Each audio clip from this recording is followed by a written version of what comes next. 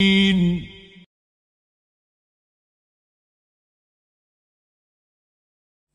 পর্যায়ে মদিনায় যে আরো দুটো সম্প্রদায় আছে, মুশরিক যারা রয়ে গেছে আর যারা ইহুদি সম্প্রদায় ছিলেন। এখন আজকের আলোচনা আসবে ইহুদি সম্প্রদায়ের সঙ্গে ওনার সম্পর্কটা কেমন হলো। এ বিষয়ে আমরা দেখি যে ইহুদিদের মধ্যে একজন বড় আলেম ছিলেন, তাদের দ্বীনের ব্যাপারে এক্সপার্ট, অনেক বিশেষজ্ঞ। তিনি হচ্ছেন আব্দুল্লাহ ইবনে সালাম রাদিয়াল্লাহু আনহু।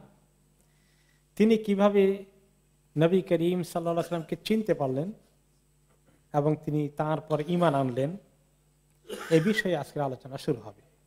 একটা গুরুত্বপূর্ণ ঘটনা, ইহুদিদের অন্যতম বড় আলেম মদিনার আব্দুল্লাহ ইবনে সালামের ইসলাম গ্রহণ করা। তিনি, ওনাকে বলা হতো মিন আখবার ইল ইয়াহুদ, ইয়াহুদদের মধ্যে সবচেয়ে বলতে পারেন অনেক বড় দ্বীনী পরিবারের সন্তান তিনি ছিলেন। তার বাবাও বড় ইহুদি আলেম ছিলেন এবং তিনিও অনেক বড় আলেম। তিনি খবর পেলেন যে রাসূলুল্লাহ সাল্লাল্লাহু আলাইহি ওয়াসাল্লাম মদিনায় হিজরত করে চলে এসেছেন। তো যেদিন নবী করিম সাল্লাল্লাহু আলাইহি ওয়াসাল্লাম প্রবেশ করেন মদিনায় এবং মদিনায় ওনাকে ওয়েলকাম করে নিয়ে আসে মদিনার লোকজন তাকবীর করতে করতে, তিনি ওই সময়ে আব্দুল্লাহ ইবনে সালাম তার খেজুর বাগানে কিছু কাজ করতে হয়। বিশেষ করে ফসল আসার আগে খেজুরের উপরে একটু সাফ করতে হয়, ক্লিন করতে হয়। আগের বছরের যে সমস্ত ইয়েগুলো রয়ে গেছে ওগুলাকে ফেলে দিতে হয় কেটে কেটে। তিনি এই কাজে ছিলেন। তিনি যখনই শুনতে পারলেন যে রাসূলুল্লাহ সাল্লাল্লাহু আলাইহি ওয়াসাল্লামের আগমন ঘটে গেছে, তিনি খেজুর গাছের উপরে আল্লাহু আকবার জোরে তাকবীর করলেন, খুব জোরে তাকবীর করলেন। খেজুর গাছের নিচে ছিল ওনার ফুফু, আব্দুল্লাহ ইবনে সালামের ফুফু। ওনার নাম হচ্ছে খালেদা বিনতুল হারিস। তিনি বললেন ভাতিজাকে লক্ষ্য করে, খাইয়াবাকাল্লাহ আল্লাহি লা কুনতা সামি'তা বিমূসা ইবনে ইমরান আলাইহিস সালাম কাদিমান মা জিদতা। তিনি বলেন, এত বড় তাকবীর দিলা আর তুমি এত এক্সাইটেড হয়ে গেলা, আমার মনে হয় আমাদের নবী মূসা আলাইহিস সালাম এখানে এসে হাজির হলেও তুমি এর চেয়ে বেশি জোরে আর তাকবীর দিতে পারতা না। এত এক্সাইটমেন্ট কেন? ক্বালা আই আম্মা হুয়া আল্লাহি আখু মূসা ইবনে ইমরান আলাইহিস সালাম ওয়া আলা দীনিহি। তিনি বলেন, ফুফু, এই যিনি এসেছেন তিনি আসলে মূসা আলাইহিস সালামের ভাই, আরেক ভাই, মানে নবুয়তের ভাই। একই দিন নিয়ে এসেছেন যে দিন নিয়ে মূসা আলাইহিস সালাম এসেছেন। বুইসা মা বুইসা বিহি, তার কাছেও ওই ওয়াহি এসেছে যে ওয়াহি মূসা আলাইহিস সালামের কাছে এসেছে। ফাকালাত আই ইবনে আখি আহুয়া নবিয়্যুল্লাযী কুন্না নুখবারু আন্নাহু ইউবআসু মা নাফাসিস সাআ। ফুফু বললেন, আবার ভাতিজা, তিনি কি ওই নবী যে নবী আসবেন আখেরি জামানায়, আখেরি নবী যার কথা আমরা শুনে আসছি আমাদের কিতাবের মধ্যে, তিনি কি ওই নবী সত্যি? ক্বালা নাম। ফাকালাত ফাযাকা ইযান। আমি বললাম যে হ্যাঁ, তিনি সেই নবী। তিনি বললেন, তাহলে তো ঠিকই আছে তোমার তাকবীর দেওয়া। তিনি ওয়েলকাম করলেন। এরপরে আব্দুল্লাহ ইবনে সালাম রাদিয়াল্লাহু আনহু নিজে আরেক সময় ওনার এই নবী করিম সাল্লাল্লাহু আলাইহি ওয়াসাল্লামকে চিনতে পারার ঘটনা একটু তাহকিক করে আর একটু কনফার্ম হয়ে তিনি কিভাবে চিনলেন, তিনি বলেন, যখন নবী করিম সাল্লাল্লাহু আলাইহি ওয়াসাল্লাম মদিনায় প্রবেশ করলেন, আমি সব মানুষ ওনাকে দেখতে গেল, আমিও দেখতে গেলাম।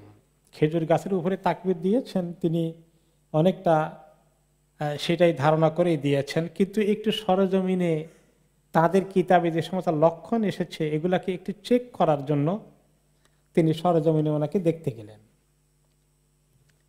যে সবার সঙ্গে সঙ্গে আমিও দেখতে গেলাম যে উনি প্রথম যখন আসলেন, লোকেরা জমায়েত হলো, তিনি সবাইকে কিছু কথা বলবেন, আমি গিয়ে সময় হাজির হয়ে গেলাম। আমি যখন ওনার চেহারার দিকে তাকালাম, মনে হলো এইটা কোনো মিথ্যাবাদীর চেহারা হতে পারে না। দেখেই বুঝতে পারলাম যে এই লোক কোনোদিন মিথ্যা কথা বলতে পারে না। তাহলে মিথ্যা কথা যদি না বলে থাকে, তিনি যদি নবী, তাহলে তো ঠিকই, তিনি তো মিথ্যা নবী দাবিদার হতে পারেন না। তারপর আমি দেখলাম যে কি বলে, আগে একটু শুনি। এরপরে তিনি যখন প্রথম একটু লোকদের উদ্দেশ্যে বক্তব্য রাখলেন, রাসূলুল্লাহ সাল্লাল্লাহু আলাইহি ওয়াসাল্লাম বললেন, ইয়া আইয়ুহান নাস আফশুস সালাম, হে লোকজন, তোমরা নিজেদের মধ্যে সালামের প্রচলন করো, দেখা হলেই সালাম দিও। ওয়া আত'ইমুত তাআম, আর সুযোগ পেলে যারা ক্ষুধায় কষ্ট পায় তাদেরকে খাবার দিও। ওয়াসিলুল আরহাম, আর নিজেদের আত্মীয়তার সম্পর্কটাকে ঠিক মতো রক্ষা করার চেষ্টা করো। ওয়াসাল্লু বিল্লাইলি ওয়ান নাসু নিয়াম, আর রাতের বেলায় মানুষ যখন ঘুমিয়ে থাকে তাহাজ্জুদের সময় উঠে একটু নামাজ পড়ে নিও। তাদখুলুল জান্নাতা বিসালাম, তাহলে তোমরা শান্তির সাথে, নিরাপত্তার সাথে জান্নাতে প্রবেশ করতে পারবে। তাহলে জান্নাতে যাওয়ার এখানে কয়টা আমলের কথা আসছে এই হাদিসের মধ্যে? 4টা। 1 নম্বরে সালাম, 2 নম্বরে অনাহারী অভুক্ত কষ্টে যারা আছে তাদেরকে খাবার দেওয়া, 3 নম্বরে আত্মীয়তার সম্পর্ক ঠিক মতো মেনটেন করা, ছোটখাটো কারণের সম্পর্ক ছেদ না করা, 4 নম্বরে তাহাজ্জুদের নামাজ পড়ার চেষ্টা করা। আল্লাহ তাআলা আমাদেরকে 4টা কাজেরই যেন তৌফিক দান করেন, তাহলে নিরাপত্তার সাথে জান্নাতে যাওয়া যাবে ইনশাআল্লাহ। তো আব্দুল ইবনে সালাম রাদিয়াল্লাহু আনহু বলেন যে আমি তো আসলাম, এসে ওনার কথা শুনলাম, এরপরে আমি ওনার সঙ্গে পার্সোনালি দেখা করতে চাইলাম, 1 to 1 আমাকে দেখা করলাম। আমি ওনাকে লক্ষ্য করে বললাম, ইন্নী সাইলুকা আন সালাসিন লা ইয়ালামুহুন্না ইল্লা নবী। উনি তো অনেক আলেম, আখিরি নবীর কি কি লক্ষণ আছে ওনাদের তাওরাত কিতাবে এসেছে, তিনি এগুলা কিছু জানা আছে। যে আমি আর একটু কনফার্ম হওয়ার জন্য আপনাকে 3টি প্রশ্ন করব। এই 3টি প্রশ্নের উত্তর সত্যিকার নবী ছাড়া কেউ জানে না, নবীরা একমাত্র এগুলো জবাব দিতে পারে। এগুলা ঠিক জবাব দিলে বোঝা গেল আপনি হক নবী। ফার্স্ট ওয়ান, মা আউয়ালু আশরাতিস সাআহ। প্রথম প্রশ্ন হচ্ছে, কিয়ামতের প্রধান প্রধান আলামতগুলোর 1 নম্বরটা কোনটা?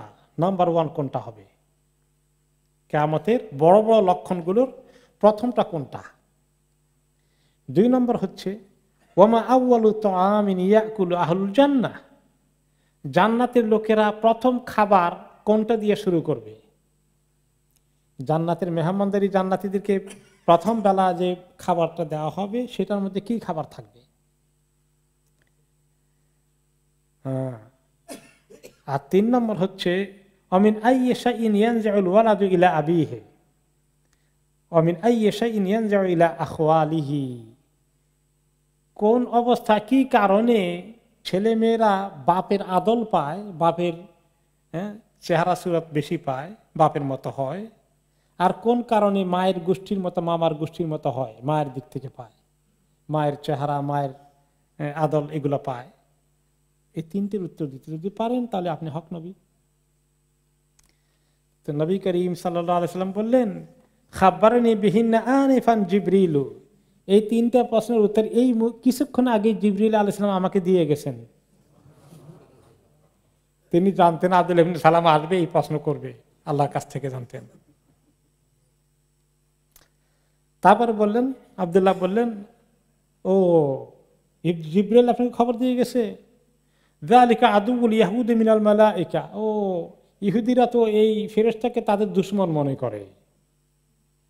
উনি কিন্তু দুশমন মনে করেন না, ইহুদি জাতির কথা বললেন। তারপরে নবী করিম সাল্লাল্লাহু আলাইহি ওয়াসাল্লাম জবাব দিচ্ছেন যে তোমার প্রথমটা হচ্ছে, প্রথম প্রশ্নের জবাব, কিয়ামতের প্রধান আলামতের 1 নম্বর কোনটা? 10টা প্রধান আলামত আছে তো কিয়ামতে, তার মধ্যে প্রথমটা হচ্ছে নারুন তাহশুরুন নাস মিনাল মাশরিকি ইলাল মাগরিব। যে একটা আগুন বাইরে হবে, যেটা অন্য কোন হাদিসে আসে ইয়ামান থেকে আসবে আগুনটা। এই আগুনটা মানুষকে পূর্ব দিক থেকে পশ্চিম দিকে ধাবিত করে নিয়ে যাবে। পূর্ব দিকে গিয়ে আগুনটা মানুষকে এমনভাবে দাবড়াতে থাকবে, আগুন থেকে বাঁচার জন্য মানুষ শুধু পশ্চিম দিকে যেতে থাকবে। এটা হচ্ছে কেয়ামতের প্রথম বড় আলামত। কিন্তু কেয়ামতের ছোট ছোট আলামত কিন্তু অনেক আগেই শুরু হয়ে গেছে, বহু আলামত এসে গেছে, কিন্তু প্রধান 10টা সেগুলো এখন আসে নাই। সেটার প্রথমটা হচ্ছে এই আগুন, একটা বিশাল আগুন, আগুনের লেলিহান শিখা। আর দ্বিতীয় প্রশ্ন ছিল ওয়া আম্মা আউয়ালু তাআমিন ইয়াকুলু আহলুল জান্নাহ, আর জান্নাতি লোকেরা প্রথম যে খাবার দিয়ে তাদের জান্নাতের খাদ্য শুরু করবে, ফাজিয়াদাতু কাবিদি হুতিন, যে মাছের কলিজার যে একটু অতিরিক্ত অংশ আছে, মাছের কলিজা তার যে সাইজ আছে তার পাশে আবার ছোট্ট কলিজার কতটুকু অংশ আছে, কলিজার বাচ্চার মতো, ওইটা বেশি মজা। ওইটা দিয়ে আল্লাহ তাআলা প্রথম মানে মিল শুরু করবেন, বা ওইটাকে আপনারা কি বলবেন, খাবারের আগে একটু শুরু করে দেয় যে স্টার্টার, এটা হল স্টার্টার। যে ওই মাছের কলিজার মেইন কলিজার পাশে কলিজার ছোট্ট একটা অংশ আলাদা থাকে কলিজার বাচ্চার মতো, ওইটা দিয়ে শুরু হবে। এটা এই জন্য জিয়াদাতু কাবিদ, জিয়াদা মানে এক্সট্রা অংশ, কাবিদ মানে কলিজা, হুত মানে মাছ, মাছের কলিজার এক্সটেনশন ছোট্ট অংশ যেটা থাকে বড়টার পাশে, ওইটা দিয়ে আল্লাহ শুরু করাবেন স্টার্টার। আর 3 নম্বরটা হচ্ছে ওয়া আমা শিবহু ফিল ওয়ালাদ, বাচ্চারা মায়ের দিকটা কেমনে পায়, বাপের দিক কেমনে পায়, কোনটা বেশি কোন বাচ্চার মধ্যে, কোন কোন বাচ্চার মধ্যে ফুটে ওঠে, যদিও পুরোটাই পায় না, অনেক সময় দেখা যায় মিক্স আছে, কিন্তু কোন কোন সময় একদম বাবার মতো হয়ে গেছে, একদম মায়ের মতো হয়ে গেছে। এটা কেমনে হয়? ফাইনার রাজুলা ইযা গাশিয়াল মারআতা ফাসাবাকাহা মাউহু কানা শাবাহু লাহু ওয়া ইযা সাবাকা মাউহা কানা শাবাহু লাহা। তে স্বামী স্ত্রী যখন মেলামেশা হয়, যদি পিতার ধাতু, পিতার মণি আগে বের হয়ে যায় এবং সেটা যদি ডমিনেন্ট হয়, তাহলে বাচ্চা সেই দিকে শেপ নেয়। আর যদি মায়েরটা আগে বেরিয়ে আসে এবং মায়ের এটা ডমিনেন্ট হয়, তখন বাচ্চারা মায়ের দিকটা পায় চেহারা আদলতে। আব্দুল্লাহ এই 3টি কথার উত্তর শুনে বললেন, আব্দুল্লাহ ইবনে সালাম রাদিয়াল্লাহু আনহু, আশহাদু আল্লা ইলাহা ইল্লাল্লাহ ওয়া আশহাদু আন্নাকা রাসূলুল্লাহ। তিনি শাহাদাত পড়ে ফেললেন, ইসলামে দাখিল হয়ে গেলেন, আর ওনার কিছু বাকি থাকলো না। আমি যখন ইসলাম কবুল করলাম, আব্দুল্লাহ ইবনে সালাম বলেন, আমি বললাম ইয়া রাসূলুল্লাহ ইন্নাল ইয়াহুদা কাউমুন বুহতুন, ইহুদিদের মধ্যে কিন্তু অনেক দুর্নীতি আছে, সত্য গোপন করার একটা টেন্ডেন্সি আছে। ওয়া ইন্নাহুম ইন ইয়ালামু বিইসলামি ইয়াবহাতুনি ইনদাকা, তারা যদি আমার ইসলাম সম্পর্কে জানতে পারে তাহলে আপনার কাছে তারা অনেক অপপ্রচার করবে, আমার বিষয়ে উল্টাপাল্টা কথা বলবে। আর আমি একটা বুদ্ধি করতে চাই, তাদেরকে ইসলামের দিকে ঢুকানোর জন্য একটা কায়দা করতে চাই, দেখি এটা ওয়ার্ক করে কিনা। ফারসিল ইলাইহিম ফাসআলহুম আন্নি, আমি আমার এটা গোপন রেখে আমি এখানে কোনো জায়গায় হাইড করে থাকি, আপনার পেছনে খবর দেন জলদি করে ওদেরকে আসতে, আর জিজ্ঞেস করেন, এই মুহূর্তে নয়, হয়তো অন্য কোনো সময় প্ল্যান করেছেন আর কি, যে আমি আপনার পেছনে আমাকে এক জায়গায় লুকিয়ে রাখবেন, তাদেরকে ডাকবেন, ডেকে জিজ্ঞেস করবেন, আইয়ু রাজুলিন আব্দুল্লাহ ইবনে সালাম ফিকুম, তোমাদের মধ্যে আব্দুল্লাহ ইবনে সালাম লোকটা কেমন, তার ব্যাপারে তোমাদের ধারণা কি, সে কি ভালো মানুষ মনে করো না খারাপ মানুষ কি মনে করো? ক্বালু খায়রুনা ওয়া ইবনু খায়রিনা ওয়া আলিমুনা ওয়া ইবনু আলিমিনা ওয়া আফকাহুনা ওয়া ইবনু আফকাহিনা।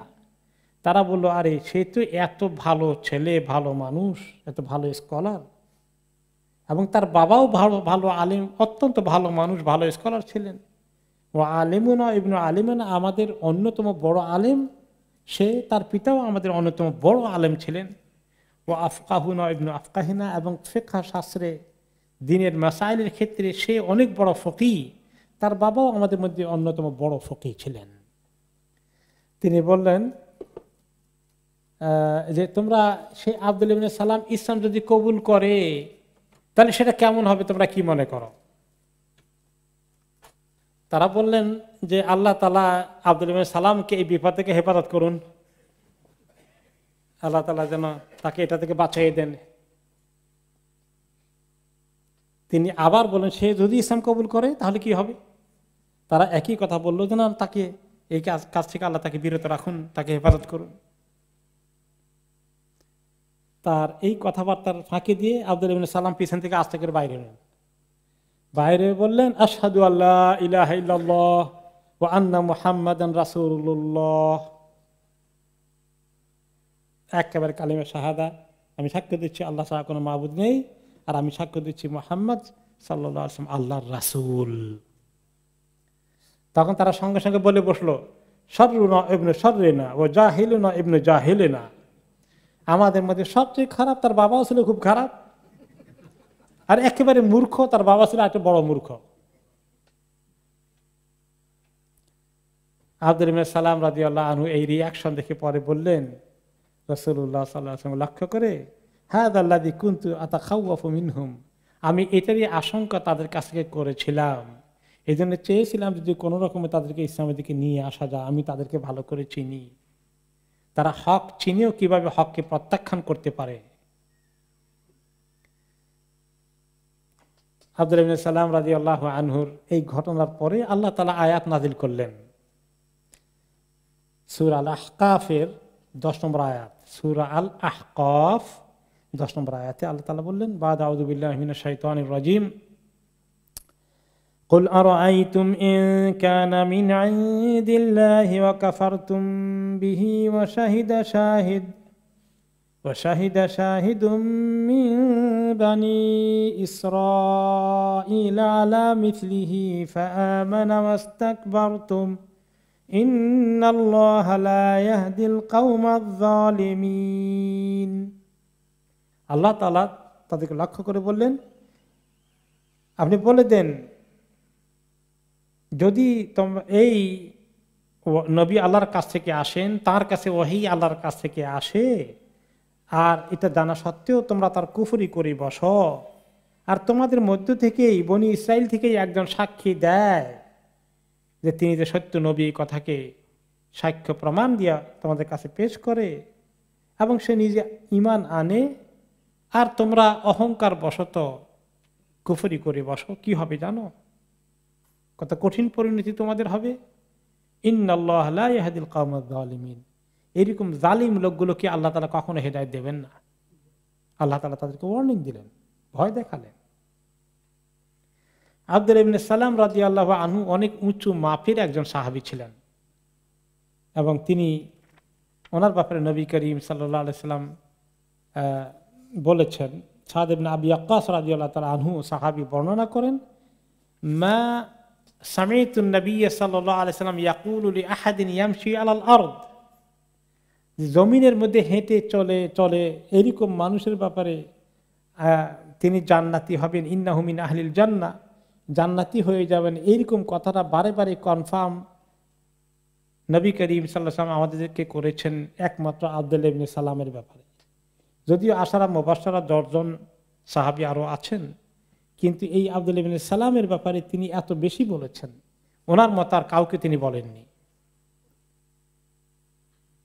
এবং আরেকটি ঘটনা হয়েছে যে একবার সাদ ইবনে আবি ওয়াক্কাস রাদিয়াল্লাহু আনহু বর্ণনা করেন, নবী করিম সাল্লাল্লাহু আলাইহি ওয়াসাল্লামের সামনে প্লেটে করে কিছু খাবার নিয়ে আসা হলো, বড় প্লেট আর কি, অনেক লোক যেটা খেতে পারে। তা আমরা ওনার সঙ্গে সাহাবীরা যারা ছিলাম তারা খেয়ে নিলাম। ফাদলা, কিছু খাবার একটু রয়ে গেল, তা আমরা খাওয়া শেষ করে ফেললাম। রাসূলুল্লাহ সাল্লাল্লাহু আলাইহি ওয়াসাল্লাম বললেন, ইয়াতলু রাজুলুম মিন হাজ্জ ইয়াকুলু হাযিহিল ফাদলা মিন আহলিল জান্নাহ। তিনি বললেন যে এই কিছুক্ষণের মধ্যেই ওই রাস্তা দিয়ে একটা লোক আসবে, এবং তিনি এসে খাবারটা দেখে তিনি খাবেন, খেয়ে ফেলবেন, আর যে এসে এই খাবারটা খাবে, অতিরিক্ত খাবারটা রয়ে গেল যেটা, ওই লোকটা কিন্তু জান্নাতি। তো সাদ ইবনে আবি ওয়াক্কাস রাদিয়াল্লাহু আনহু বলেন, আমি আমার ভাই উমাইর ওযু করতে গিয়েছিল, আমাদের খাবার মধ্যে সে শরীক হতে পারে নাই। আমি মনে মনে আশা করেছিলাম যে উমাইরটা যদি ওযু করে চলে আসে, এই খাবারটা খেয়ে ফেলে, তাহলে তো মাশাআল্লাহ সেই তো জান্নাতি। আমি এই অপেক্ষায় আছি। যে সে তাড়াতাড়ি ওযু করে চলে আসে, খেয়ে কেউ আসার আগে।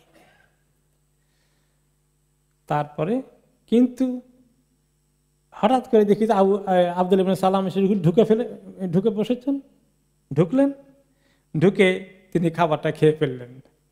তা আমি বুঝলাম যে এটা তো ওনার কিসমতে আছে জান্নাতের খবর। আর কি হাদিসে এসেছে, মুআয ইবনে জাবাল রাদিয়াল্লাহু আনহু উনি সাহাবীদের মধ্যে অন্যতম বড় আলেম ছিলেন, যাকে লক্ষ্য করে নবী করিম সাল্লাল্লাহু আলাইহি ওয়াসাল্লাম বলেছিলেন একদিন, এই মুআয রাদিয়াল্লাহু আনহু যখন তিনি মসজিদে ঢুকছিলেন, বলে এই মুহূর্তে মসজিদে যে ঢুকতেছে যে লোকটা চিনছ, এই মুআয। মুআয তো না, সে ইলম ভর্তি একটা মক্কা। এই মুআয আলেম সাহাবীর ইন্তেকাল হচ্ছে নবী করিম সাল্লাল্লাহু আলাইহি ওয়াসাল্লাম ইন্তেকালের পরে। তো তিনি ইন্তেকালের সময় বললেন, ওনার কাছে উপস্থিত যারা ছিল 3 বার করে বললেন, ইন্নাল ইলমা ওয়াল ঈমানা মাকানাহুমা, ইলম এবং ঈমান তো আপন জায়গায় আছে, থাকবে। মান ইবতাগাহুমা ওয়াজাদাহুমা, যারা ইলম এবং ঈমান তালাশ করতে যাবে তারা পাবে, আর যারা তালাশ করতে যাবে না তারা পাবে না। তোমরা যদি ইলম এবং ঈমান তালাশ করতে চাও, ওকে, আসলে ওনার ইন্তেকালের সময় ওনার যারা দেখতে এসেছিলেন বা ওনার ছেলে মেয়েরা, ওনারা বললেন, আপনি তো বোধহয় এখন আপনাকে আল্লাহ নিয়ে যাচ্ছেন শেষ মুহূর্তে, কিছু ওসিয়ত করে যান, গুরুত্বপূর্ণ আমাদের জন্য। তখন উনি শোয়া অবস্থায় দুর্বল, বললেন আমাকে একটু বসাও। ওনাকে বসানো হলো, তখন তিনি বললেন, শোনো, আমার ওসিয়ত যদি শুনতে চাও, ইলম এবং ঈমান আপন জায়গায় থাকবে, যারা এটাকে শিখতে যাবে, অর্জন করতে যাবে তারা পাবে, আর যারা যাবে না, লেজি হয়ে বসে থাকবে, তারা পাবে না। তবে তোমরা যদি ইলম ঈমান শিখতে চাও মদিনায়, ইলতামিসুল ইলমা ইনদা আরবা রাহতিন, 4 জনের কাছে ইলম নিবা যতদূর পারো। তারা দুনিয়াতে যতদিন আছে ইলম এবং ঈমান তাদের কাছ থেকে নেওয়ার চেষ্টা করো।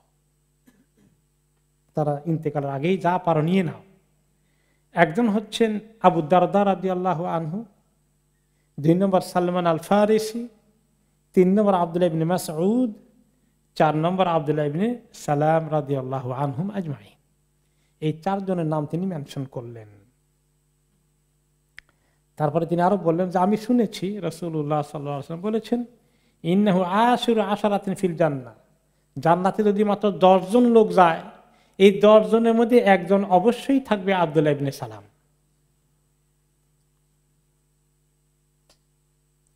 আরেকটি হাদিসে এসেছে, খারাসা ইবনুল হুর রাদিয়াল্লাহু আনহু বলেন, কুনতু জালিসান ফি হালাকাতিন ফি মসজিদিল মদিনা, যে আমি মসজিদে নববীতে বসা ছিলাম, ফিহা শাইখুন হাসানুল হাইয়া, একজন শেখ দেখতে পেলাম, মানে শেখ বলতে একটু বয়স্ক মুরব্বী কিসেমের, হাসানুল হাইয়া, খুব সুন্দর চেহারা, অত্যন্ত সুন্দর চেহারার মানুষ। আর তিনি হচ্ছেন আব্দুল্লাহ ইবনে সালাম রাদিয়াল্লাহু আনহু। ফাজআলা ইউহাদ্দিসুহুম হাদিসান হাসানান, তিনি যেহেতু আলেম সাহাবী, সাহাবীরা ওনাকে ঘিরে বসে আছেন, তিনি কিছু হাদিস শোনাচ্ছেন, কিছু দ্বীনি আলোচনা করছেন। তারপরে তিনি উঠে গেলেন, ফালাম্মা কামা ক্বালাল কওম, তিনি যখন উঠে চলে গেলেন, এগুলো সব নবী করিম সাল্লাল্লাহু আলাইহি ওয়াসাল্লামের ইন্তেকালের পরের ঘটনা আর কি। উনি যখন উঠে চলে গেলেন, তো যারা ওনার মজলিসে ছিল তারা একে অপরকে বলল, বা যারা আগন্তুক ছিল নতুন করে এসেছে যারা জানতো না, তাদেরকে লক্ষ্য করে বললেন, মান সাররাহু আন ইয়ানজুরা ইলা রাজুলিন মিন আহলিল জান্নাহ ফালিয়ানজুর ইলা হাদা, যে ব্যক্তি চায় কোন জান্নাতি লোককে দেখতে, এই লোকটাকে দেখুক। আব্দুল্লাহ ইবনে সালামের কথা বলল। আমি বললাম, যিনি বর্ণনা করছেন রাবি খারাসা ইবনুল হুর, তিনি বলেন, আমি বললাম, আল্লাহি লা আতবাআন্নাহু ফালা আলামান্না মাকানা বাইতাহু, যে আমি একটু তাকে ফলো করি, তো দেখি তার কোন বাড়িতে থাকেন, কোন হালতে আছেন, একটু দেখি জান্নাতি কেমনে হলেন। আমি ওনাকে অনুসরণ করলাম, বাড়িটা দেখি যে উনি ফলো করতেছেন, উনি হাঁটছেন আর আমি ওনাকে পিছনে পিছনে ফলো করছি। তারপরে দেখলাম যে একদম মদিনার মেইন শহরে না, একটু বাইরে উপশহরে ওনার বসবাস। তা আমি ওনাকে কিছু না বলে পিছন থেকে দূর থেকে ফলো করছি। অথবা যিনি তার ঘরে প্রবেশ করলেন, আমি ঘরে গিয়ে দরজা নক করলাম, দেখা করতে চাইলাম। তিনি দরজা খুলে বললেন, মা হাজাতুকা ইয়া ইবনা আখি, ভাতিজা তোমার কি কি দরকার। হয়তো এই যে সাহাবী বর্ণনা বা যিনি খারসা ইবনুল হুর, উনি হয়তো বা আরো জুনিয়র ছিলেন, ছোট ছিলেন, হয়তো তাবেঈ হবেন। যে ভাতিজা তোমার কি কি কি মনে করে এসছো? বলতো ইন্নী সামিতুল কওমা ইয়াকুলুনা লাকা, আমি শুনতে পেলাম লোকজন বলল আপনি যখন উঠলেন মজলিস থেকে, যার মনে চায় একজন জান্নাতি লোককে দেখতে, আপনাকে যেন দেখে, তখন আমি চাইলাম যে আপনাকে একটু দেখি, আপনার সঙ্গে একটু দেখা করি, কিছু শেখার চেষ্টা করি। তখন তিনি বললেন, আল্লাহু আ'লামু বি আহলিল জান্নাহ, তিনি এটা বললেন যে আল্লাহই ভালো জানেন জান্নাতে কে যাবে। নিজের ব্যাপারটাকে কনফার্ম করতে চাইলেন না, কারণ এটা তো আল্লাহর হাতে। তবে তিনি বললেন, ওয়াসাউহাদ্দিসুকা মিম্মা ক্বালু যাকা, তবে আমি বলি তোমাকে হাদিস, কিসের ভিত্তিতে লোকেরা এই কথাটা বলা বলি করে, আমাকে বলে আমি জান্নাতি, কোন এর ভিত্তি কি সেটা আমি তোমাকে বলছি। তারপর তিনি বলেন যে ইন্নী বাইনামা আনা নাইম ইদ আতানি রাজুলুন ফাকালা লি কুম, আমি একদিন ঘুমিয়েছিলাম, ঘুমের মধ্যে স্বপ্নে দেখি একজন লোক এসে আমাকে বলে, এই উঠো। ফাআখাযা বিয়াদি ফানতালাকতু মাআহু, তো আমি উঠলাম, উনি আমার হাত ধরলেন, ধরে উঠালেন এবং আমাকে নিয়ে একদিকে রওনা হয়ে গেলেন। সব ঘুমের মধ্যে দেখছেন। ফাইদা আনা বিজাওয়াদিন আন শিমালি, স্বপ্নে দেখছেন আর কি সবগুলো, ঘুমের মধ্যে আমাকে উঠায় একজন দেখছে, আমি দেখতে পাচ্ছি স্বপ্নে যে আমাকে নিয়ে গেল। একটু সামনে গিয়ে দেখি যে বাম দিকে একটা রাস্তা চলে গিয়েছে, ওই রাস্তা দেখা যায়। তো আমি আখুদা ফিহা, আমি মনে করছি এই রাস্তা যখন এদিকে আছে তো আমি একটু যাই, একদিকে হাঁটা শুরু করে দিয়েছি। ফাকাল আলী লা তাখুদ ফিহা, তো আমি ওই লোকটা যিনি আমাকে হাত ধরে নিয়ে এসেছিলেন তিনি বললেন, না না ওই রাস্তা যেও না, না ওইদিকে যেও না। ফাইন্নাহা তুরুকু আসহাবিশ শিমাল, বাম দিকের রাস্তাটা বামপন্থীদের রাস্তা, মানে বাঁ দিকের রাস্তা হলো যারা বর্তমান জামানার বামপন্থী, ডানপন্থী না অবশ্য, কদ্দুর মিলবে তাদের সঙ্গে সেটা আমার বিষয় না। এখানে কোরআন শরীফে আল্লাহ তাআলা জান্নাতীদেরকে বলেছেন আসহাবুল ইয়ামিন সূরা আল ওয়াকিয়াতে, তাই না? আর যারা জাহান্নামী তাদেরকে বলেছেন আসহাবুশ শিমাল। তো শিমাল হলো বাম দিকের লোকে, এইদিকে বাম দিকের লোকদের রাস্তা, তুমি ওইদিকে যেও না, তারা জাহান্নামী হবে। তারপরে আমি তো গেলাম না। ফাইদা জাওয়াদুন মানহাজুন আন ইয়ামিনি, তারপর ওখানে দেখি যে ডান দিকে আরো সুন্দর বড় রাস্তা, ডান দিকে একদম দেখা যাচ্ছে। এবার তো লোকটি আমাকে বললেন, খুদ হা হুনা, এই রাস্তা দিয়ে হাঁটো, চলো এদিকে চলো, ডান দিকে আসো। ফাআতা বি জাবালান ফাকাল আলী ইসআদ, অতঃপর তিনি আমাকে একটা পাহাড়, হাঁটতে হাঁটতে পাহাড়ের কাছে নিয়ে আসলেন, এসে বললেন এই পাহাড়ের উপর উঠো, এবারে পাহাড়ের উপর উঠো। ফাজালতু ইদা আরাদতু আন আসআদা খারারতু আলা ইস্তি, তা আমি ওনার কথা শুনে উপরে উঠার চেষ্টা করছি, কয়েকবার চেষ্টা করলাম, উঠতে গিয়ে পড়ে যাই, আমার চতরের মধ্যে গিয়ে পড়ি আমি। হাত্তা ফাআলতুহু মিরারান, কয়েকবার চেষ্টা করলাম কিন্তু উঠতে পারি না। অতঃপর সুমান তালাকাবি, তিনি বললেন আচ্ছা থাক, পাহাড়ের দিকে হবে না, তুমি এদিকে আসো। সুমান তালাকাবি হাত্তা আতাবি আমুদান, আমাকে ধরে নিয়ে আসলেন আর একটা বড় উঁচু একটা খুঁটির মতো আছে, ওই খুঁটির কাছে নিয়ে আসলেন। জমিন থেকে খুঁটিটা গ্রথিত করা আছে, প্রথিত করা আছে। এই খুঁটিটা এত উঁচু, রাসু ফিস সামা, এই খুঁটির মাথা চলে গেছে আসমান পর্যন্ত। ও আসফালুহু ফিল আরদ, আর এর গোড়া হচ্ছে জমিনের মধ্যে গাথা। অফি আল্লাহু হালাকাতুন, আর এই খুঁটির অগ্রভাগে মাথার উপরে একটা রিংয়ের মতো আছে, রিং হালাকা, একটা সার্কেলের মতো কিছু একটা আছে। তখন তিনি আমাকে বললেন, এবার ইসআদ ফাওকা হাদা, এই খুঁটি বেয়ে বেয়ে একদম ওই আগার উপরে উঠো, এই খুঁটি বেয়ে বেয়ে একেবারে উপরের দিকে যাও। ফাকুলতু কাইফা আসআদু হাদা ওয়া রা'সুহু ফিস সামা, ইয়া আল্লাহ, এই খুঁটি বেয়ে বেয়ে এত উপরে উঠবে কেমন? এটা থেকে এখন আকাশ পর্যন্ত পৌঁছে গেছে।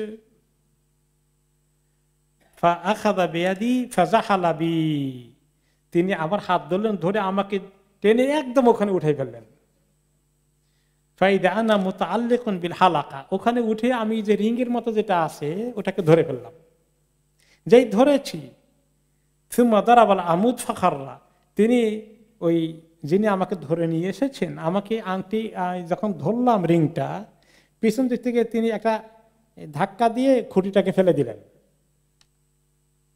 ও বাকি তুমি আল্লাহ কানবে হালাকাতিন হাত্তা আসবাহতু, আমি ওই অবস্থায় ধরে ওই লটকে আসি এখন। এই লটকা ধরা অবস্থায় পরে আমি সকাল হয়ে গেল, ঘুমের থেকে উঠে গেলাম। তো নবী করিম সাল্লাল্লাহু আলাইহি ওয়াসাল্লামের কাছে এসে আমি আমার এই আশ্চর্য খবরটা বললাম যে আমি তো এরকম একটা অদ্ভুত স্বপ্ন দেখেছি ইয়া রাসূলুল্লাহ, আমি তো দুশ্চিন্তায় আছি, ঘটনা কি হলো? তখন তিনি আমাকে স্বপ্নের তাবির করলেন, ব্যাখ্যা করলেন। আম্মা তরিকুল্লাযী রাআইতা আন ইয়াসারিকা ফাহিয়া তরিক আসহাবিশ শিমাল, বাম দিকে যে রাস্তা তুমি দেখেছ এটা হলো যারা বাম দিকে যাবে জাহান্নামী হবে তাদের রাস্তা। আম্মা তরিকুল্লাযী রাআইতা আন ইয়ামিনিকা ফাহিয়া তরিক আসহাবিল ইয়ামিন, ডান দিকে যে রাস্তাটা দেখেছ এটা তো আসলে যারা ডান দিকের লোক, যারা জান্নাতি হবে তাদেরই রাস্তা। ওয়া আমাল জাবালু ফাহুয়া মানাজিল শুহাদা ওয়া লান তানালাহ, আর ওই যে পাহাড়ের উপরে উঠতে বলেছিল, উঠতে পারলা না চেষ্টা করে রাহমাকাল্লাহ, এটা হচ্ছে শহীদদের মানজিল, এটা শহীদদের দারাজা। মনে হচ্ছে তুমি শাহাদাত অর্জন করতে পারবে না, এটা মিস করবা, তোমার কপালে শাহাদাত নাই। ও আমাল আমুদ ফাহু আমুদুল ইসলাম, যে খুঁটি দেখেছ এটা হলো ইসলামের খুঁটি, মজবুত খুঁটি ইসলামের, যেটার উপর তুমি মজবুত হয়ে টিকে থাকবা। ও আমার অরুয়াতা ফাহিয়া অরুয়াতুল ইসলাম, যে রিংয়ের মতো হালাকার মতো যেটা ধরে লটকে আছিলা তুমি, তুমি পড়ে যাও নাই, ধরাতে ছিলা, এটা হচ্ছে ইসলামের রজ্জু, তোমার হাতে ধরা থাকবে, এটা তুমি কখনো ছুটবে না তোমার হাত থেকে। ওয়ালান তাজালা মুস্তামসিকান বিহা হাত্তা তামুত, মৃত্যু পর্যন্ত তুমি ইসলামকে মজবুত করে ধরে রাখতে সক্ষম হবে। তাহলে আল্লাহ তাআলা ওনাকে অনেক সুসংবাদ দিয়েছেন, তাই না? আব্দুল্লাহ ইবনে সালাম রাদিয়াল্লাহু আনহু মদিনার হিজরতের পরে এটি একটি বড় ঘটনা, ওনার ইসলাম কবুল করা। এরপরে মদিনা আরেকটি ঘটনা হলো বের রুমা, রুমা নামে একটা কুয়া, এই বিষয়ে একটি বিষয় আছে এই প্রসঙ্গে। মুহাজির লোকজন যখন মক্কা থেকে মদিনায় আসলেন, ইস্তানকারুল মা, মদিনায় পানির ক্রাইসিস ছিল, বেশি পানি ছিল না, যাদের নিজস্ব কবিলা কুয়া আছে তারা কোনো রকম ম্যানেজ করছে। মুহাজিরদের একটা বড় দল এখন মসজিদে নববীতে আসেন, তাদের ব্যাপক পানির দরকার, পানি খাওয়ার পানি দরকার, ওযুর দরকার, গোসলের দরকার, এত পানি তো সাপ্লাই মদিনায় নাই। এখন মদিনায় পানি সাপ্লাই দেয় এক লোক আছে, ছোট্ট একটা আইন আছে, ছোট্ট একটা পানির ঝর্ণা ধারা আছে, এটা একটা ব্যক্তি মালিকানাধীন, স্প্রিং অফ ওয়াটার। আর এই ঝর্ণা ধারাটাকে বলা হয় রুমা।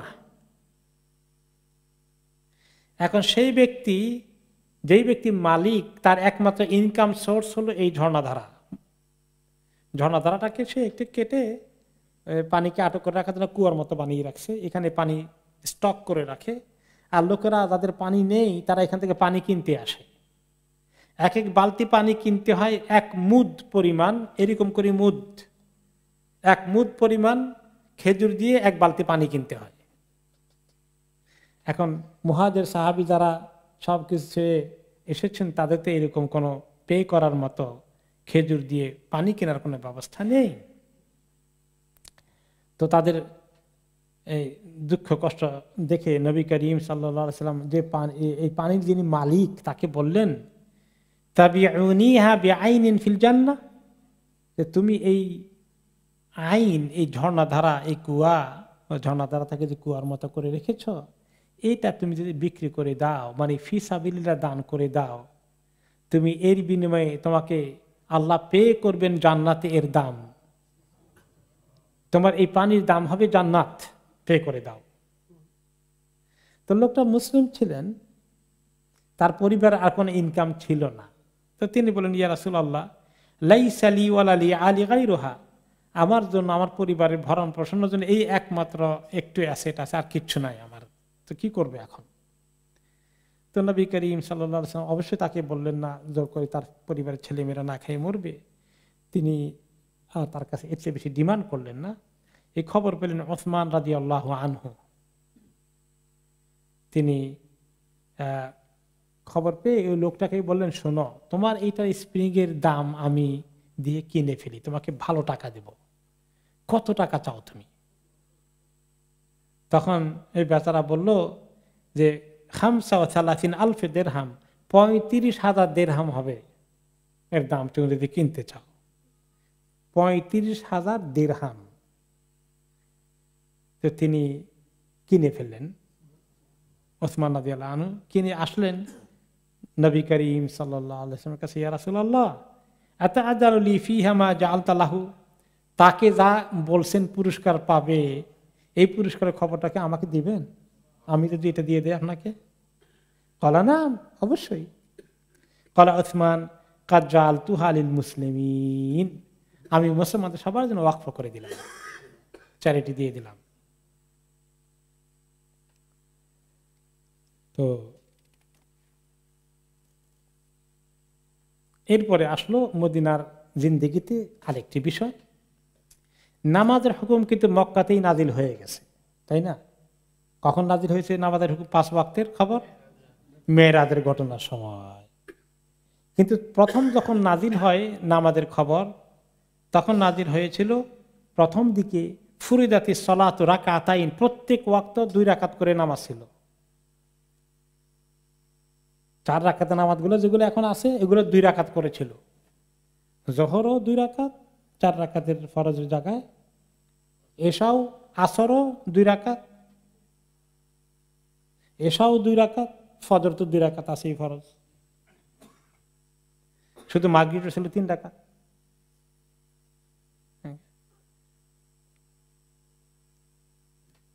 এরপরে মদিনায় আসার কিছুদিন পরে আল্লাহ তাআলা কি করলেন, জোহর, আসর এবং এশাকে 4 রাকাত করে দিলেন, আর ফজরটা থেকে গেল 2 রাকাতের মধ্যে, আর মাগরিব 3 রাকাত প্রথমে ছিল, এখনো তাই থাকলো। ওকে, তাহলে বোঝা গেল যে এই 2 রাকাতেরটা এখন 4 রাকাত হয়ে গেল মদিনাতেই। ওকে, এরপরে আমরা দেখি যে মদিনাতে এবার ইহুদিদের সঙ্গে আব্দুল্লাহ ইবনে সালাম তো ইসলাম কবুল করলেন। ইহুদিরা এখানে বড় ধরনের একটা, তারা পরাজিত হয়ে গেল। কিন্তু তাদের মাথায় আসলো যে নবী করিম সাল্লাল্লাহু আলাইহি ওয়াসাল্লামকে মদিনায় কিভাবে তাকে মদিনা থেকে আউট করা যায়, মদিনায় ওনাকে সুবিধা না করতে পারে, ডিস্টার্ব করা যায়, তাদের মাথায় এগুলো ঘুরছে। তারা, উনি মদিনায় আসার আগে কিন্তু তারা খুব ভালো পজিশনে ছিল। মদিনাতে 3টি বড় কবিরা ছিল ইহুদিদের নাম করা। একটা হলো বনু কাইনুকা, তারা ছিল খাজরাজদের এলাই, খাজরাজ কবিলার মদিনার অরিজিনাল বাসিন্দাদের, এরা ছিল এলাই, তাদের মিত্র। ওয়াকানা দিয়ারহুম দাখিলাল মদিনা, তারা কিন্তু মদিনার শহরের ভিতরেই বসবাস করতেন, বনু কাইনুকা।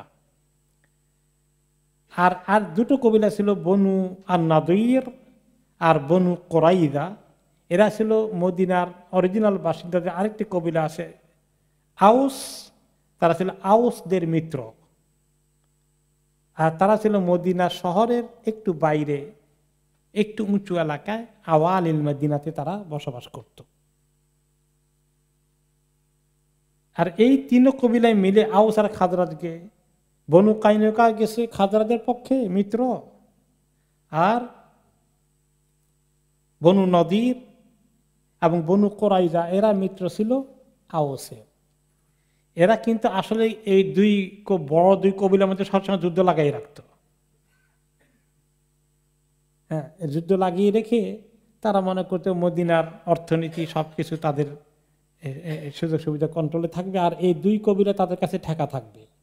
এই পলিসি নিয়ে তারা মদিনাতে চলে আসছে। আর যখন নবী করিম সাল্লাল্লাহু আলাইহি সাল্লাম চলে আসলেন, এখন তো তাদের হিসাব নিকাশ আর আগের মতো থাকছে না। এখন আউস এবং খাজরাজের বড় দুই কবিলা মদিনার অরিজিনাল বাসিন্দারা ভাস্ট মেজরিটি ইসলাম কবুল করে ফেলেছে। নবী করিম সাল্লাল্লাহু আলাইহি সাল্লাম পজিশন অনেক মজবুত হতে যাচ্ছে।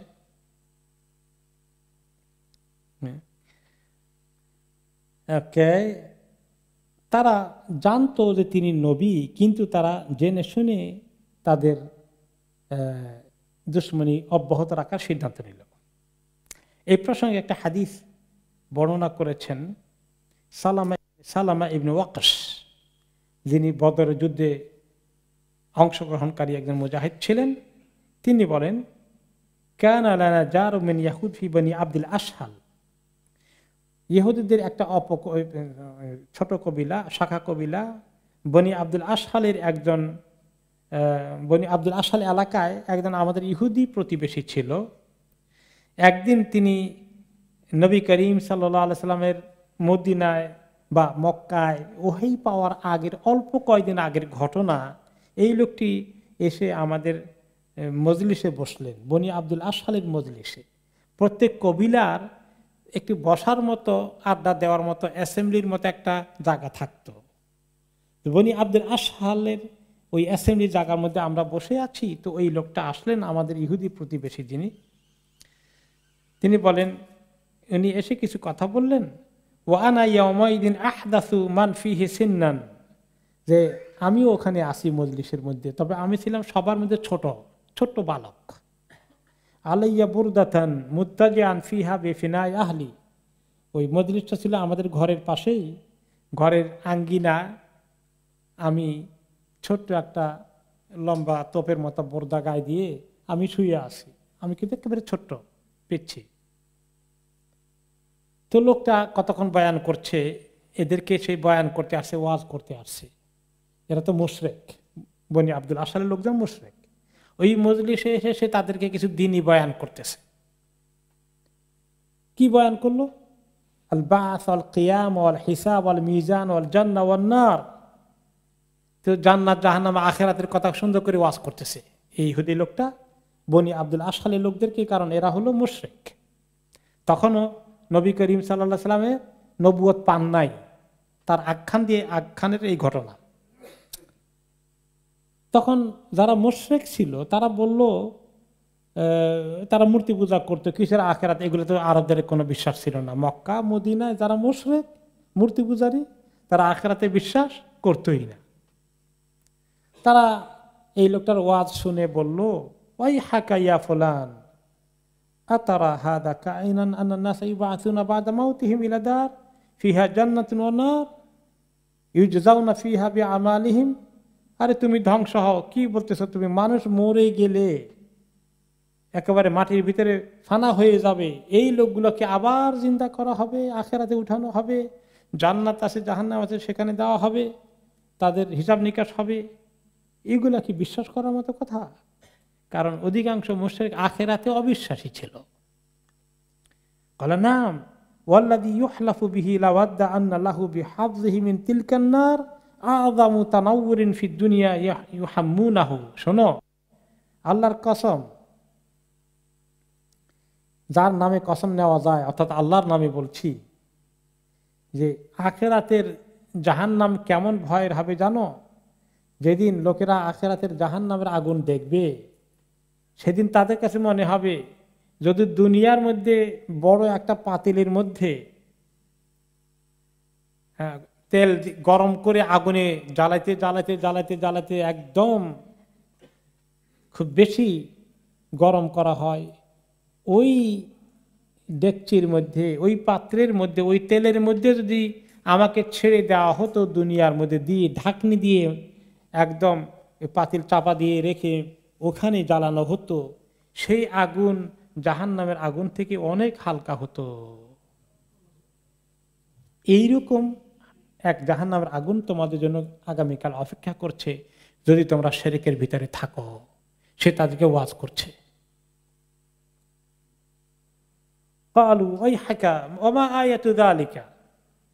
তখন সে বলল যে এই এই অবস্থা তুমি যে বললা, এর প্রমাণ কি?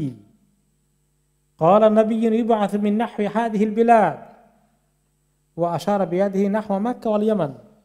তিনি বললেন এগুলো সব প্রমাণ নিয়ে অচিরেই এক আখেরি নবী আসবেন, যিনি ওই দিক থেকে আসবেন। ইঙ্গিত করলো মক্কা এবং ইয়ামানের দিকে ইশারা করে, বলে ওই দিক থেকে আসবেন। قال وما تراه। তখন সেই লোককে প্রশ্ন করা হলো যে ওই নবী যে আসবে আপনি বলছেন, তার আসার সময় কখন আপনি মনে করেন মুনাসিব? সময় কত বাকি আছে? কবে নাগাদ তিনি আসতে পারেন?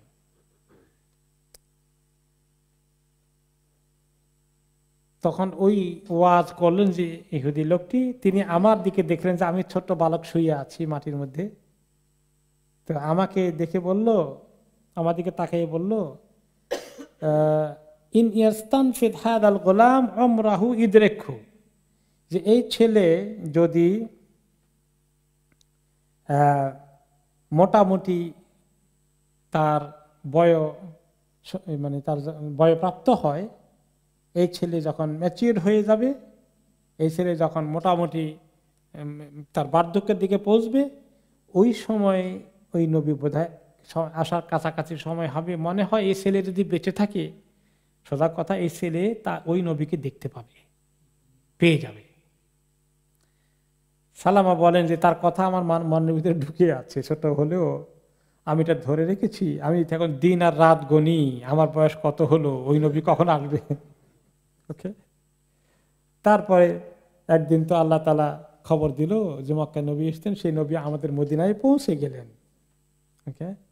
আহু হাইয়ুন বাইনা আযহুরিনা, আমি তখন জবান হয়ে গেছি, আমাদের নবীকে আমি পেয়ে গেছি, মদিনায় তিনি এসে গেছেন, আমি ইসলাম কবুল করেছি।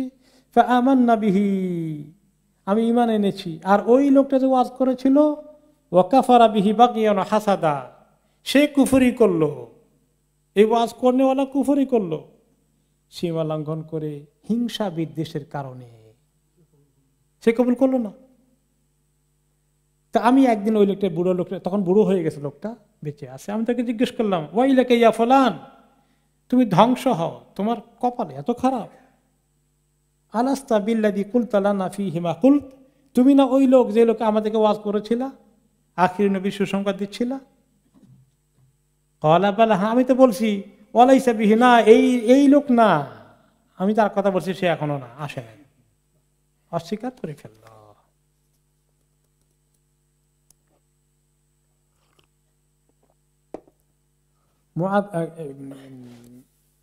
মুআয ইবনে জাবাল রাদিয়াল্লাহু তাআলা আনহু এবং বিশর ইবনে বারা ইবনে মারুর রাদিয়াল্লাহু আনহুমা দুইজনে বললেন একজন ইহুদিকে মদিনায়, ইয়া মা'শারা ইয়াহুদ ইত্তাকুল্লাহা ওয়া আসলিমু, শুনে ইহুদি সম্প্রদায়, আল্লাহকে ভয় করো, তোমরা ইসলাম কবুল করো।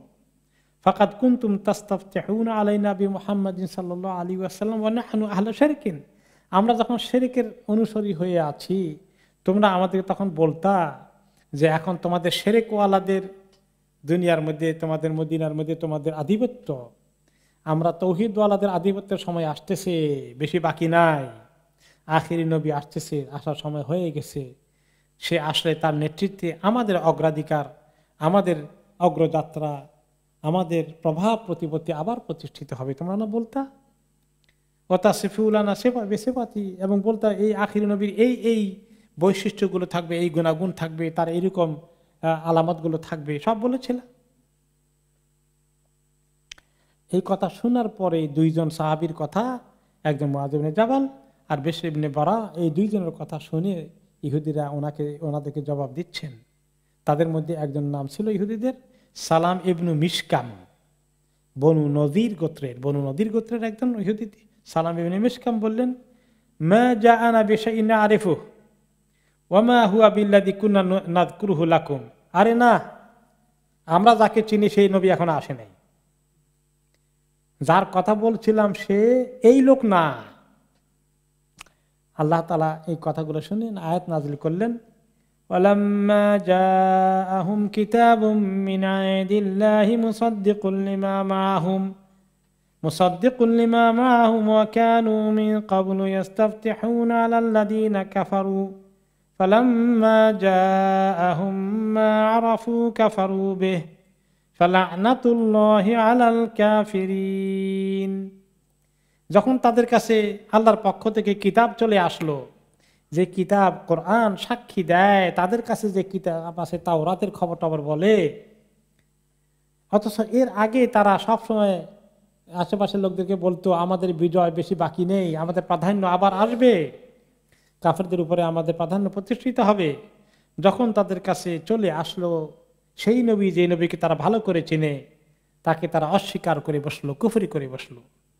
কাজে কাফেরদের প্রতি আল্লাহ লানত বর্ষিত হোক। এবং রাফি ইবনে হুরাইমালা ওয়াহাব ইবনে ইহুদা বলেন, এই দুইজন মুসলমানদেরকে বলেন, মা কুলনা লাকুম হাযা কাত, এরকম কথা কখনো তো আমরা তোমাদেরকে বলি নাই, খামাখা আমাদেরকে বলছো। ওমা আনজালাল্লাহু মিন কিতাবিন বাদা মূসা, মূসার পরে আল্লাহ কোনো কিতাবই নাজিল করেন নাই। তারা তো ঈসা আলাইহিস সালামের উপরে যে কিতাব আছে ইনজিল, আল্লাহ যে ইনজিল নাজিল করেছেন ঈসা আলাইহিস সালামের উপরে, এটাকে ইহুদিরা মানে না। কোরআনও মুহাম্মদ সাল্লাল্লাহু আলাইহি ওয়াসাল্লাম নাজিল হয়েছে, এটাও তারা মানে না। ওয়ালা আরসালা বাশীরান ওয়ালা নাযীরান বাদাহু, মূসা আলাইহিস সালামের পরে কোন নবী রাসূল কাউকে আল্লাহ পাঠাননি কোনদিন। তখন আল্লাহ তাআলা আরেকটি আয়াত নাজিল করলেন সূরা আল মাইদার 19 নম্বর আয়াতে, ইয়া আহলাল কিতাবি ক্বাদ জাআকুম রাসূলুনা ইউবাইয়িনু লাকুম আলা ফাতরাতিম মিনার রুসুলি তাকুলু মা জাআনা মিন বাশীরিন ওয়ালা নাযীর ফাকাদ জাআকুম বাশীরুন ওয়া নাযীর ওয়াল্লাহু আলা কুল্লি শাইইন কাদির। হে আহলে কিতাব, কিতাবওয়ালা লোকগুলো, তোমাদের কাছে আমার রাসূল এসেছেন, যিনি তোমাদেরকে পরিষ্কার করে বয়ান করে বলছেন ওহির খবর। আলা ফাতরাতিম মিনার রুসুল, এক নবী থেকে আরেক নবী আসার মধ্যে যে গ্যাপ হয়ে যায়, ওই গ্যাপের মাঝে যখন ডিউ হয়ে যায়, নবী আসার সময় হয়ে যায়, সে সময় অনুযায়ী আমি যাকে পাঠালাম। আর তখন তোমরা যদি বলো এই কথা যে আমাদের কাছে কোনো বাশিরও আসে নাই, নাদিরও আসে নাই, সুসংবাদ দানকারী, ভীতি প্রদর্শনকারী কোনো নবী রাসূল কেউ আসেনি, এরকম যদি বলো, কত অন্যায় কথা। ফাকাদ জাআকুম বাশীরুন ওয়া নাযীর, তোমাদের কাছে এই সুসংবাদ দানকারী, ভীতি প্রদানকারী এই নবী তো এসেছেন। আল্লাহু আলা কুল্লি শাইইন কাদির, আল্লাহ তাআলা সব কিছু করতে সক্ষম। তাহলে জেনে বুঝে তারা অস্বীকার করছে। এর চেয়ে বড় একটা বড় সাক্ষ্য প্রমাণ আছে, ওইটা শুনে আজকে আমরা শেষ করব। সেটা হচ্ছে, আপনারা জানেন নবী করিম সাল্লাল্লাহু আলাইহি ওয়াসাল্লাম একজন বিবি ছিলেন, ওনার নাম কি? ইহুদি সম্প্রদায় থেকে সাফিয়া রাদিয়াল্লাহু আনহা। সাফিয়া বিনতে হুয়াই ইবনে আখতাব, তার বাবা অনেক বড় লিডার ছিলেন ইহুদিদের। যুদ্ধে তার বাবার মৃত্যুর পরে নবী করিম সাল্লাল্লাহু আলাইহি ওয়াসাল্লাম তার মেয়ে সাফিয়া রাদিয়াল্লাহু আনহাকে শাদী করেন। তিনি উম্মাহাতুল মুমিনদের একজন। তিনি বলেন যে ওনার কাহিনী, ওনার বাবা আর ওনার চাচা নবী করিম সাল্লাল্লাহু আলাইহি ওয়াসাল্লামকে কিভাবে ভালো করে চিনেছিলেন, তিনি সে কাহিনী বলছেন। তিনি বলেন, কুনতু আহাব্বা ওয়ালাদে আবি ইলাইহি ওয়া ইলা আম্মি আবি ইয়াসির, যে আমার বাবার সন্তানদের মধ্যে আমি ছিলাম সবচেয়ে প্রিয় সন্তান। আমার চাচাও যিনি আবু ইয়াসির, উনিও আমাকে ওনার সবচেয়ে প্রিয় ভাতিজি, আমি ফ্যামিলির মধ্যে সবচেয়ে বেশি পছন্দের ছিলাম। আমি যখনই ওনাদের সঙ্গে আমার দেখা সাক্ষাৎ হতো, যত আমাদের ভাই বোন, চাচাতো ভাই বোন ছিল, কেউ তাদের এত আদর পেত না আমি যত আদর পেতাম। আমাকেই তারা দোনোদনে কোলে নেওয়ার জন্য সবসময় চেষ্টা করতেন। যখন নবী করিম সাল্লাল্লাহু আলাইহি সাল্লাম মদিনায় এসে মদিনায় ঢোকার আগে কোবা পল্লীতে থাকলেন, আসলেন, আমার এই আব্বা এবং আমার চাচা দুইজনই দেখতে গেলেন। ওনার আব্বা হচ্ছে হুয়াই ইবনে আখতাব আর চাচা হচ্ছে আবু ইয়াসের ইবনে আখতাব, দুইজনেই গেলেন। কিভাবে গেলেন? মুগাল্লিসাইন, রাতের অন্ধকারে, প্রকাশ্যভাবে যান নাই, রাতের অন্ধকারে গিয়ে খোঁজ খবর নিতে গেলেন এই নবী কিনা, নবী হলে কি সত্য নবী না কোনটা কি ঘটনা। এরপরে ওনারা সারা রাত দেখলেন, সারা দিনও থাকলেন ওখানে, নবী করিম সাল্লাল্লাহু আলাইহি ওয়াসাল্লামকে অবজার্ভ করলেন। এরপরে পরের দিন সন্ধ্যায় আসলেন, মানে মোগাল্লেসাইন বলতে অর্থাৎ রাতের শেষ অংশে গিয়েছিলেন আর কি, ভোর রাতের আগে গিয়েছিলেন শেষ রাতে। আর সারাদিন থেকে সন্ধ্যাবেলায় সূর্য ডুবার সময় বাড়িতে আসলেন। এমন ভাবে ঢুকলেন, দেখি যে দুইজনেই এত টায়ার্ড হয়ে গেছেন, হাঁটতে পারেন না, মন মেজাজ খুব খারাপ, বিমর্ষ চেহারায় ঢুকলেন, আস্তে আস্তে হাঁটছেন টায়ার্ড হয়ে হয়ে। আমি ওনাদের দুইজনকে দেখেই আমি দৌড়ে আসলাম তাদের কাছে, যে তারা আমাকে দুইজনই কোলে নেওয়ার জন্য টানাটানি করবেন, কিন্তু দেখি যে একজনও কোলে নিচ্ছেন না, জিজ্ঞাসা করেন না কিছু, আমার দিকে তাকাইলেনও না। আর খুব দুশ্চিন্তা আমি ওনাদের দুইজনের চেহারা লক্ষ্য করলাম। তখন তারপরে তিনি বলেন যে আমি শুনলাম আমার চাচা আব্বাকে বলেন আহুয়া হুয়া, আসলে ওই লোক নাকি যে আখিরি নবী হওয়ার কথা? তো আমার আব্বা বলেন নাম আল্লাহে, আল্লাহর কসম এইটাই ওই লোক। ক্বালা আতা'রিফুহু ওয়া তুসবিতুহু, আপনি সত্যি চিনেছেন, আপনি সত্যি কনফার্ম করছেন যে উনি সেই লোক? ক্বালা নাম, হ্যাঁ অবশ্যই। ক্বালা ফামা ফি নাফসিকা মিনহু, তো এখন যদি সেই তো সত্যি হয়, এখন আপনি তার ব্যাপারে কি চিন্তা করছেন, আপনার চিন্তা কি এখন? ক্বালা আদাওয়াতুহু আল্লাহি মা বাকিতু, যতদিন বেঁচে আছি আল্লাহর কসম তার দুশমনি ছাড়া আর কোনো চিন্তা আমি করছি না। সুবহানাল্লাহ, হাসবুনাল্লাহু ওয়া নি'মাল ওয়াকিল। তাহলে ইসলামের দুশমনি এই জমানায় যা চলছে, সবাই কি না বুঝে দুশমনি করে? এই জন্যই করে যে ইসলাম কিছুতেই গ্রহণ করা যাবে না। মানুষের খাহিসাতে নাফসানি, মানুষের দুনিয়ার যশ খ্যাতি, টাকা পয়সা, ক্ষমতা, সব কিছু হাতের মধ্যে পাওয়া, এগুলো যে মজা লেগেছে, এই মজা ছেড়ে দিতে হবে ইসলাম কবুল করলে, ইসলাম দুনিয়াতে এসে গেলে। কাজে সারা দুনিয়ার শক্তিগুলোর উদ্দেশ্যে ইসলাম ঠেকাও। তাহলে এই ইতিহাসটা অনেক পুরনো, আমরা আমাদের জমানার ইতিহাস দেখে খুব দুশ্চিন্তাগ্রস্ত হয়ে যায়, যুগে যুগে একই ঘটনা হয়েছে, তাই না? তো এরপরে আসে যে তাদের দুশমনি কিভাবে প্রথমে গোপনে গোপনে ছিল, এবারে আস্তে আস্তে তাদের দুশমনি প্রকাশ্য হতে যাচ্ছে। সেটা আমরা আগামী সপ্তাহে শুনবো, আল্লাহ তাআলা তৌফিক দিলে।